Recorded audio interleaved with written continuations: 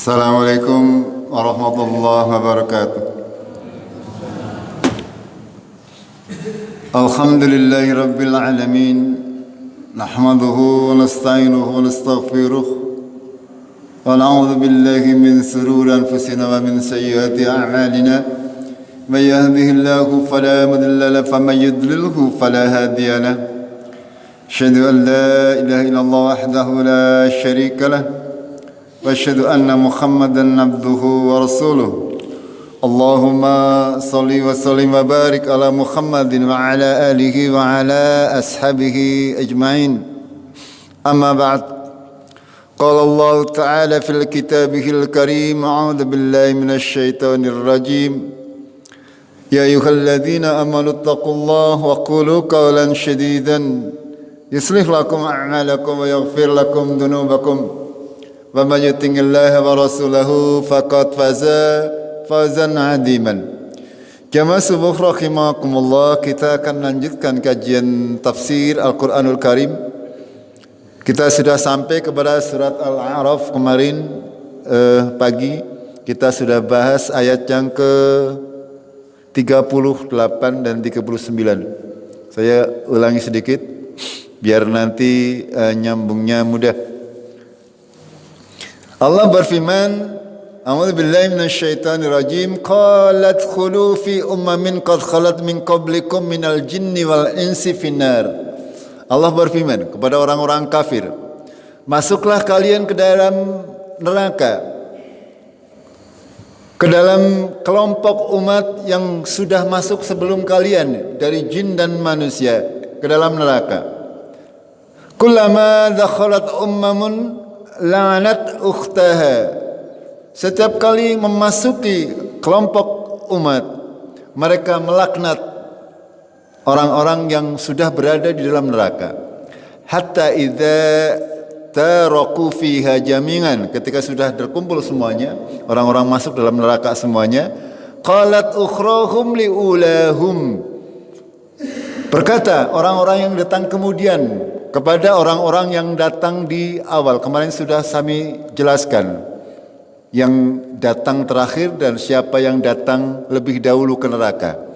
Yang lebih dahulu masuk ke neraka adalah para pemimpin-pemimpin mereka, pembesar-pembesar kufar. Lalu setelah pembesarnya baru pengikutnya. Nah, di sini yang masuk ke dalam neraka adalah yang terakhir atau yang belakangan adalah para pengikut. Ketika mereka masuk ke dalam neraka, mereka sudah menempati, ternyata pembesar-pembesar mereka sudah berada di dalam neraka. Mereka berkata, Rabbana haulai adalluna. Ya Allah, merekalah orang-orang yang dahulu menyesatkan kami di dunia. Fa'atihim adzaban di'fan minan nar. Dia lantas melanjutkan, maka berikanlah mereka azab 2 kali lipat dalam neraka, karena merasa waktu di dunia dahulu dia disesatkan oleh orang tersebut.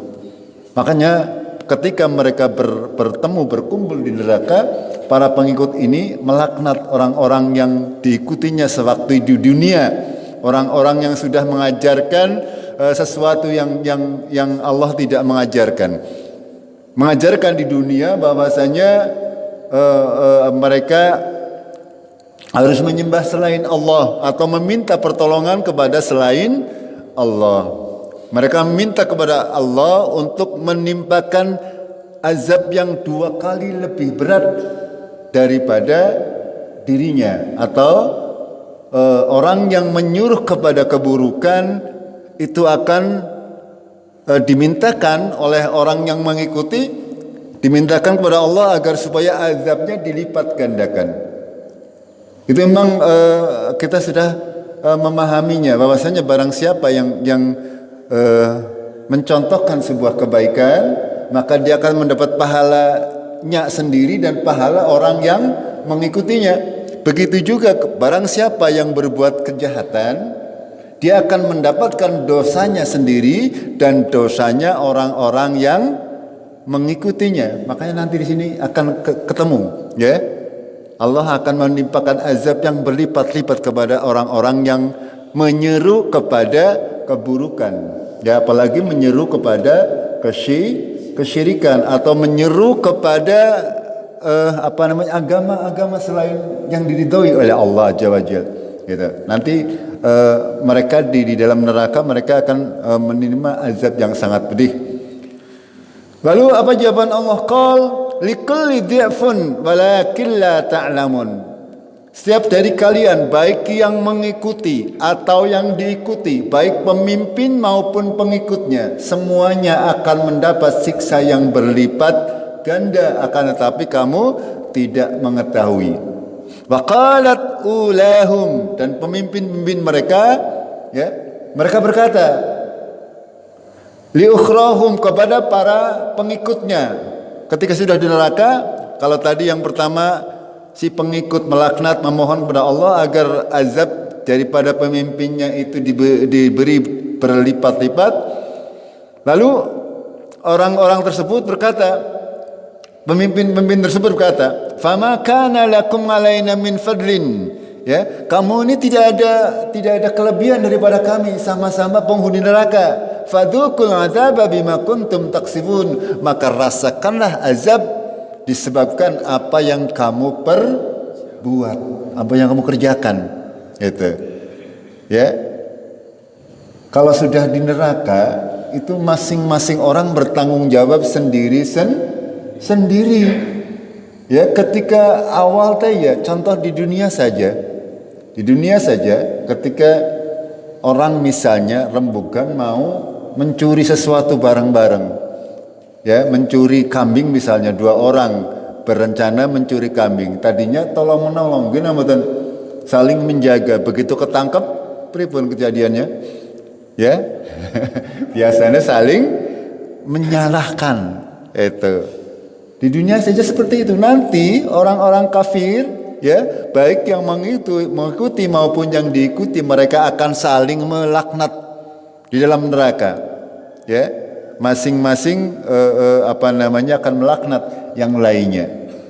Padahal semuanya pada prinsipnya adalah mereka diazab dengan sebab apa yang mereka perbuat. Kenapa kamu dulu mengikuti saya? Ya, kamu kan punya akal sendiri. Ya, diberi kemampuan oleh Allah untuk bisa menentukan mana yang baik, mana yang buruk. Itu kemarin ayat yang ke-38 dan 39 daripada surat Al-A'raf. Saya akan melanjutkan ayat berikutnya. Allah melanjutkan, innal ladzina kazzabu bi ayatina wastakbaru anha.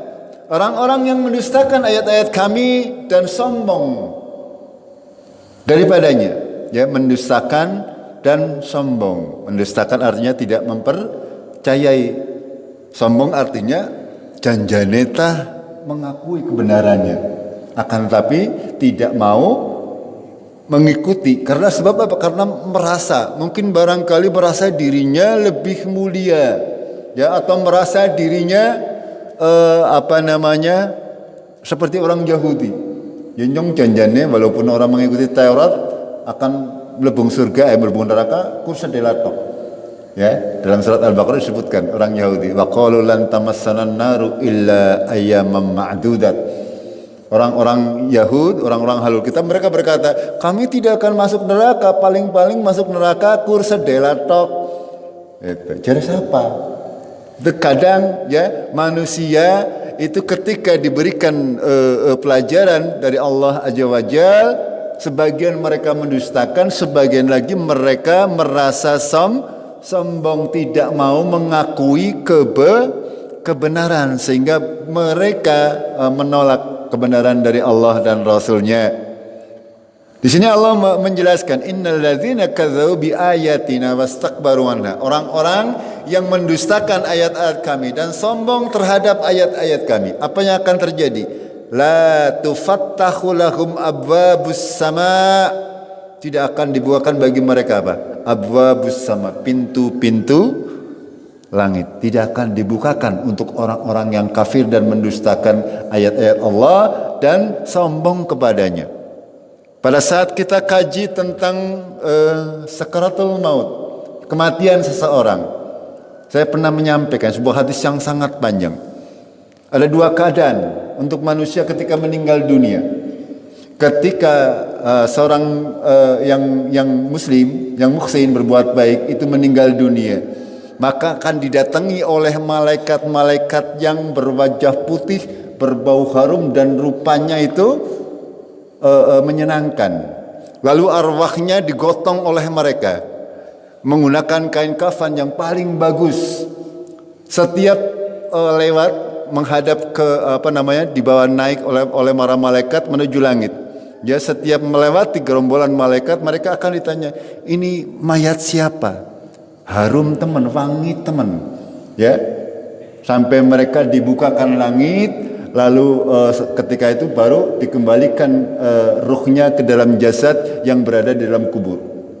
Akan tetapi kebalikannya orang-orang kafir yang digambarkan oleh Allah, orang-orang yang mendustakan ayat-ayat Allah dan sombong kepadanya, mereka didatangi oleh malaikat-malaikat yang berwajah keras, bermuka hitam, ya. Mereka mencabut nyawa mereka dengan cara-cara yang sangat keras, dipukul-pukul tubuhnya. Keluarkan rohmu, keluarlah kamu, keluarkan nyawamu. Itu seperti itu. Yang mereka dibawa dan setiap mereka mengeluarkan bau yang sangat busuk. Ketika melewati segerombolan malaikat, ditanya, itu mayat siapa? Mambune bacin temen. Ya, begitu sampai ke pintu langit, tidak dibuka pintunya. Mayat ini akan dilempar kembali, ditendang paribasane, tidak dibukakan pintu langit dan dikembalikan ke jasadnya yang berada di alam kubur. Jamaah rahimakumullah, ini yang dimaksud, ya. La tufattahu lahum abwabus sama, tidak akan dibukakan bagi mereka pintu-pintu langit. Bahkan ya, rohnya tidak diterima oleh langit. Ya, akan ditendang oleh para malaikat. Paribasane ngalih mayat mambu, ya. Ya, tidak diterima oleh langit. Lalu apa yang selanjutnya?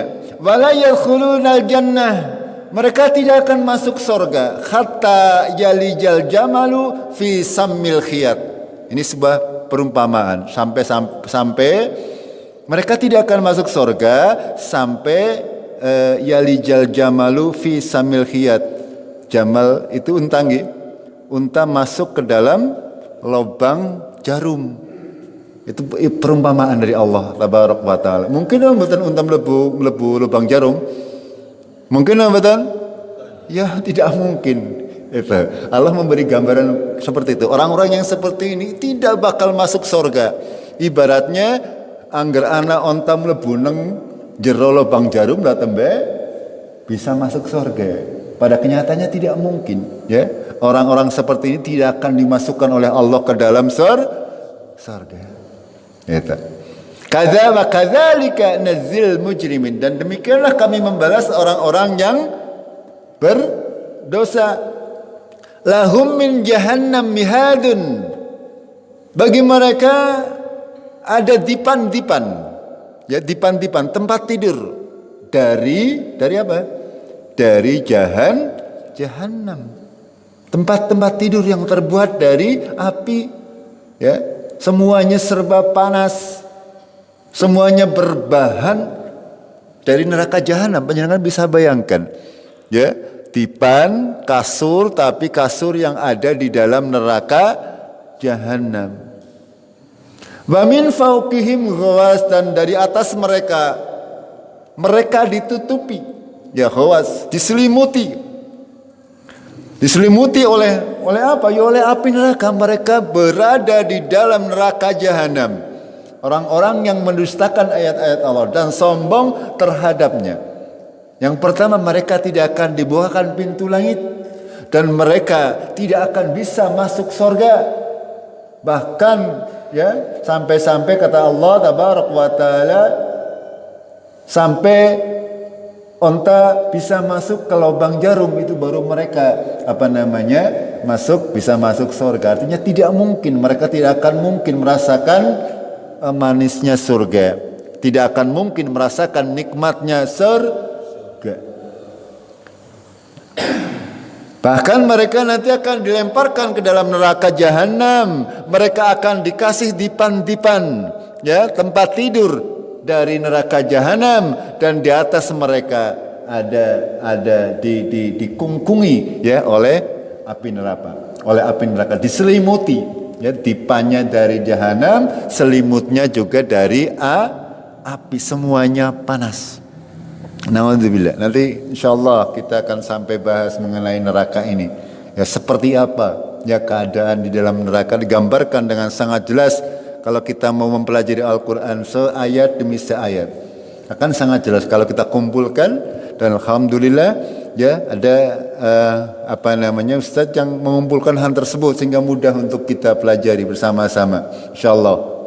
Wa kadzalika najzi zalimin, kata Allah, dan demikianlah kami membalas kepada orang-orang yang zalim, orang-orang yang mendustakan ayat-ayat Allah dan sombong kepadanya. Mereka termasuk orang-orang yang berdosa dan termasuk orang-orang yang zalim. Ini gambaran, ya, yang seperti yang sudah digambarkan di awal, bahwasanya orang-orang yang berdosa ini mereka akan saling melaknat di dalam neraka dan mereka tidak akan masuk ke surga. Mereka dibalas dengan neraka jahanam yang di dalamnya mereka diberi tempat tidur dari api dan selimutnya dari api. Gitu. Yang tentu saja akan sangat menyiksa. Padahal di neraka mereka tidak mati. La yamutu fiha wala yahya, tidak mati, ya urip juga urip hidup, tapi selalu dalam siksaan sehingga mereka mengharapkan kematian, akan tetapi kematian sudah tidak ada ketika manusia sudah dimasukkan ke dalam surga dan ke dalam neraka, sudah terpisah, ya. Allah sudah memenggal kematian itu ibarat seekor domba yang dipenggal sehingga tidak akan ada lagi kematian kecuali kematian waktu di dunia. Kalau di akhirat sudah tidak ada kematian, yang masuk surga ya abadan, yang masuk neraka ya abadan, lama-lamanya. Dan mereka tidak bisa keluar dari neraka. Dalam ayat surat Al-Baqarah di akhir terkait orang-orang yang pengikut dan yang diikuti, ya, Allah berfirman bamahum bi kharijina minan nar, dan mereka tidak bisa keluar dari neraka, tidak akan bisa.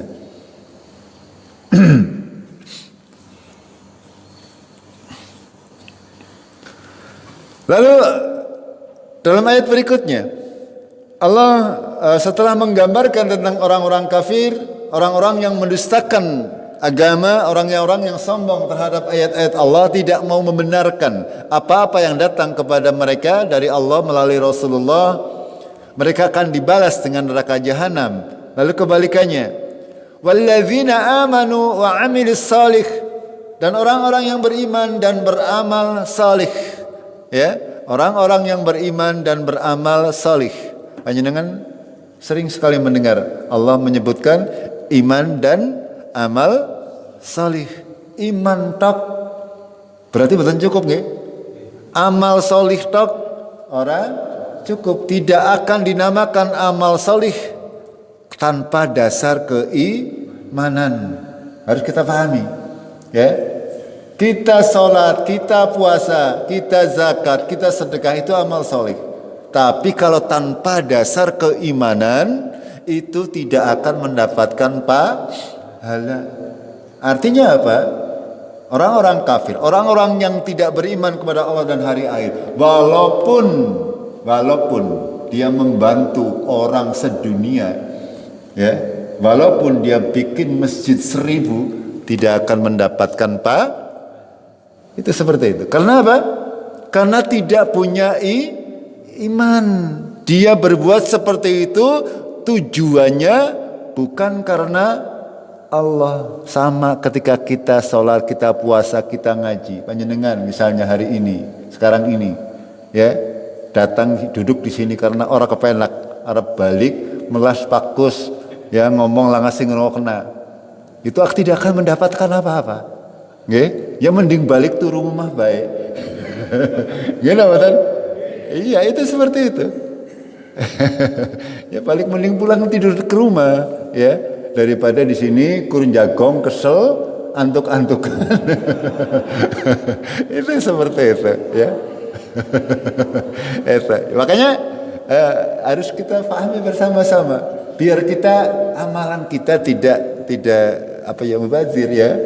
Panjenengan sholat, panjenengan puasa, semuanya harus berdasarkan keyakinan, keimanan kepada Allah Azza wa Jalla. Kita harus menyadari bahwa itu adalah perintah Allah yang mengandung konsekuensi kita sebagai hamba Allah, ya. Makanya Allah sering sekali menggabungkan iman dan amal soleh menjadi sesuatu yang saling terkait. Itu sama saja panjenengan ngaku beriman kok ora gelem amal soleh kuwi jenenge ya nglombong nggih. Jere nyong percaya maring Gusti Allah, nyong percaya maring Rasulullah, ratu gelem salat. Ya sami saja bohong, ya. Imannya hanya di bibir saja, ya tidak sampai ke hati. Ya, omongannya, ucapannya hanya di bibir saja, ora tekan hati. Ya kadang bersahadat kur angger arep apa? Arep nikah tok. Ketika di KUA, ya, bersahadat asyhadu alla ilaha illallah wa asyhadu anna muhammadar rasulullah, wis rampung tekan ngomah ya tidak merasa karena dia tidak sampai ke hati, sehingga tekan ngomah ya biasa kembali. Eta.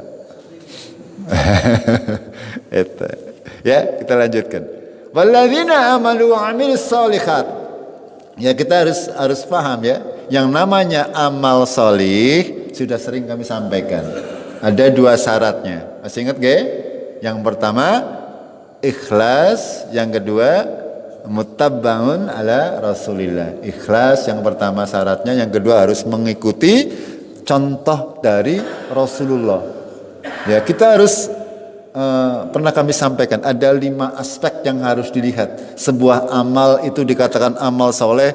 Pertama, harus ada ilahnya, sebabnya. Sebabnya adalah ada perintah dari Allah maupun perintah dari Allah, baik itu langsung dari Al-Quran maupun dari as-sunnah, atau ada contoh dari Rasulullah Sallallahu Alaihi Wasallam. Itu pertama, ya, harus ada.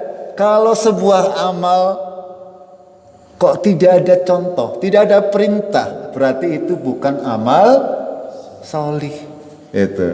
Ya siapa sing arep bayar angger panjenengan ngode kok lah ngasing perintah. Paribasane kalau kita di kehidupan dunia, harus ketika mau melakukan sesuatu kita beribadah kan mengharapkan pahala, mengharap surga, ya. Berarti harus yang pertama harus kita perhatikan ada apa tidak perintahnya. Kalau ada perintahnya baru boleh mengharapkan pahala. Sama seperti panjenengan ngode, ya. Ngode apa saja ngerlangka ora di perintah ya ora di bahaya. Berarti ora di perintah kok panjenengan bekerja kok namanya kerja bakti.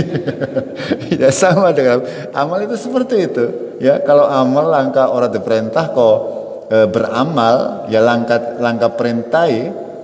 Itu misalnya panjenengan kok ngarang-ngarang sendiri, kepengin sholat subuh 4 rakaat orang marem jadi, ya itu tidak akan dinamakan amal soleh. Gitu. Ya tadi ada sebabnya yang sesuai dengan aturan syariat. Yang kedua caranya juga harus sesuai, ya, waktunya juga harus sesuai, tempatnya juga harus sesuai, jumlahnya juga harus sesuai dengan kaidah. Yang namanya amal soleh itu seperti itu, harus ditimbang ke dalam 5 timbangan ini tadi. Sebab, kaifiat, cara, jumlah, tempat, dan waktu. Semuanya harus ada contoh dari Rasulullah Sallallahu Alaihi Wasallam. Lalu Allah melanjutkan, La nukallifu nafsan illa wus'aha. Tidaklah dibebani seseorang kecuali sesuai dengan kesanggupannya. Ini harus kita fahami, ya, bahwasanya tidaklah kita dibebani oleh Allah kecuali sesuai dengan kesanggupan kita. Tapi jangan apa? Jangan melu batas minimal bawah. Harus sesuai dengan batas kemampuan yang diberikan oleh Allah. Itu. Nyong mah sesuai dengan kesanggupannya nyong sanggupe kur salat maghrib tok. Tidak boleh seperti itu. Ya dibebankan, kita dibebani oleh Allah salat 5 waktu. Pasti semua orang sanggup. Ya, yang berdiri sanggup berdiri silakan berdiri, sing sanggup orang sanggup berdiri ya dengan duduk. Sama ya dengan salat tarawih. Saya sering sampaikan, kita ajarkan anak-anak kita salat tarawih ya orasi dawa-dawa nemen nggih ora kaya nang Mekah. Kalau di Mekah hanya dengan salatnya selikur 20 rakaat, ya bacaannya hampir sama dengan saya. Panjangnya. Itu berarti kalau saya salat 20 rakaat rambungnya jam pinten kira-kira? Kalau labuhnya jam 7:04 ya mungkin bisa sampai jam 9:04 ketika 20 rakaat. Ya, boleh enggak salat tarawih 20 rakaat? Boleh nambatan? Boleh. Boleh, siapa yang membatasi? Salat malam itu dua-dua tidak ada batasannya. Memang Rasulullah tidak pernah salat lebih daripada 11 atau 13 rakaat. Akan tetapi Rasulullah salatnya dawa-dawa. Ya, suratnya Al-Baqarah serakaat, ya, Ali Imran serakaat, ya pada baik. Labu jam 12 misalkan rampung-rampung Arab sahur. Itu jangan milihnya 11 setok ya, nyontok pengen sing 11 tapi suratannya Al-Hakumut Takasur tekan rampung ya 10 menit selesai nggih. Itu malah mencela orang-orang yang sholat 20 rakaat. Kowe orang nana contohnya kata siapa ya, di Mekah di Madinah itu ada yang 20 rakaat, ada yang lebih, bahkan ada yang 36 rakaat. Itu kenapa? Untuk memperingan ya. Kalau 11 rakaat seperti Rasulullah panjenengan ngadege subhanallah nganti semuanya panas dia. Itu makanya diperingan. Itu boleh, diperbolehkan, tidak masalah. Ya, begitu juga panjenengan misalnya sore hari ya, seperti yang biasa kita lakukan setiap tahun. Sore hari sholat tarawih 8 rakaat, witir 3 rakaat. Nanti malamnya disambung lagi dengan sholat malam berjamaah lagi. Mau 10 rakaat lagi, mau 12 rakaat lagi.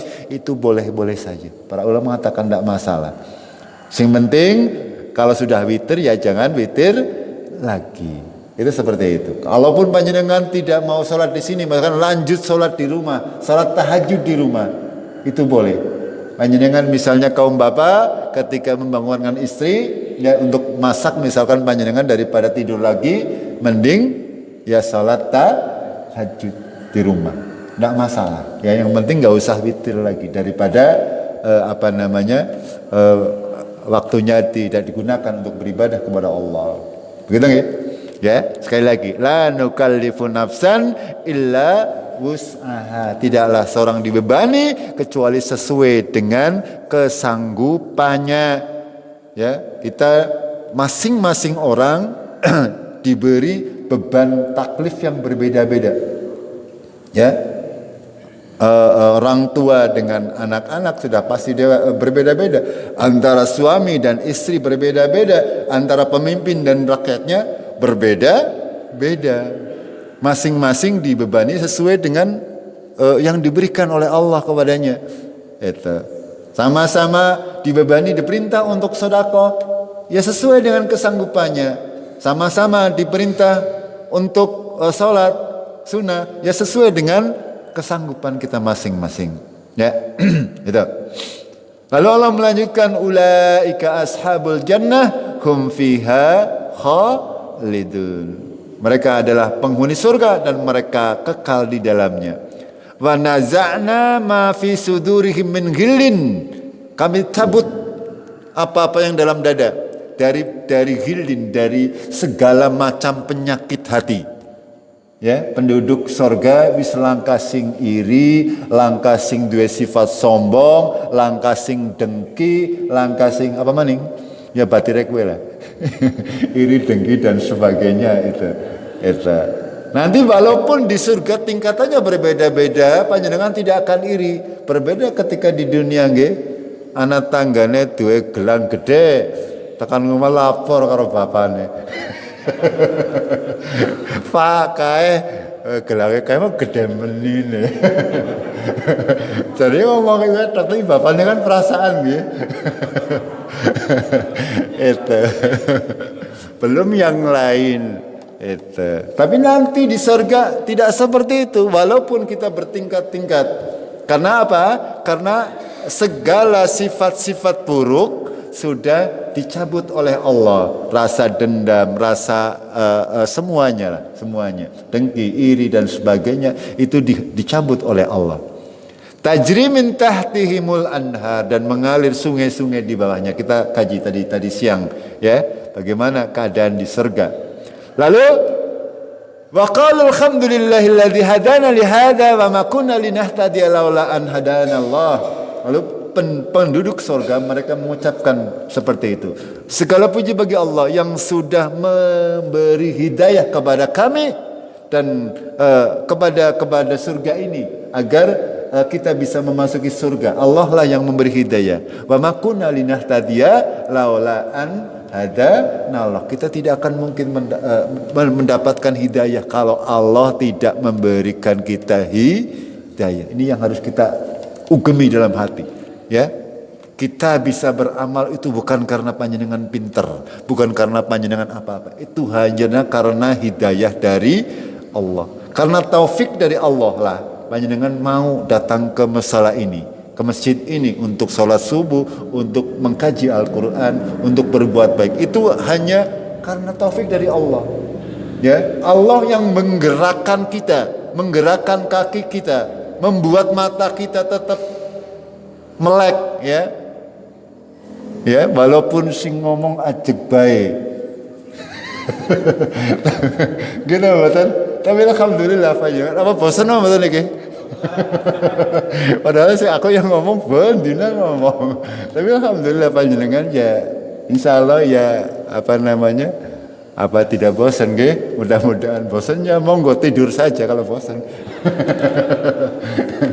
Itu terserah panjenengan semuanya, ya. Karena tugas kami hanya menyampaikan dari Al-Quran, ya, apa-apa yang memang harus disampaikan. Ya mudah-mudahan tidak ada kebosanan, ya. Aja khawatir, ya. Allah tidak akan bosan dengan amal kita, ya. Sampai-sampai ya mungkin kita kadang sedikit jenuh atau bosan. Mungkin saya pribadi, ya. Kadang seperti itu ada timbul rasa, duh jangan ngedap temen ya. Harap mulai, harap buka kitab, harus mempelajari ini itu. Tapi itu semuanya alhamdulillah ya bisa berlalu lah, ya.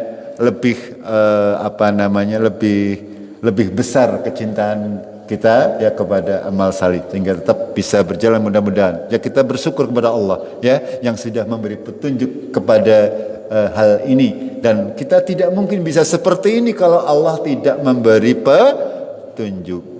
Lalu di akhir ayat Allah berfirman, laqad ja'at rusulu rabbina bil haq. Ini masih perkataan ahli surga. Sungguh telah datang rasul-rasul Tuhan kami dengan benar. Wa nudu, dan diserukan kepada mereka, antilkumul jannah, itulah surga. Uristumuha, kami wariskan.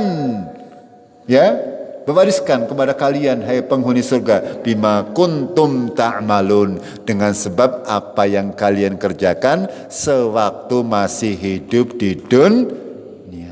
Itulah akhir dari surat yang ayat yang ke-43. Mudah-mudahan dapat menambah keimanan kita, dapat menambah motivasi kita untuk senantiasa istiqomah di jalan Allah Azza wa Jalla, senantiasa berusaha menjadi kaum muslimin yang kafah, yang senantiasa menjalankan Islam secara keseluruhan, tidak setengah-setengah.